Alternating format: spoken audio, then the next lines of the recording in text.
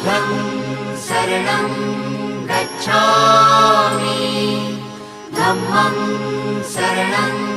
गच्छामि संघं शरणं गच्छामि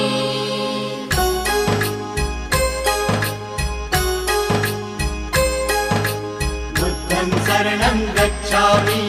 धम्मं शरणं गच्छामि संघं शरणं गच्छामि।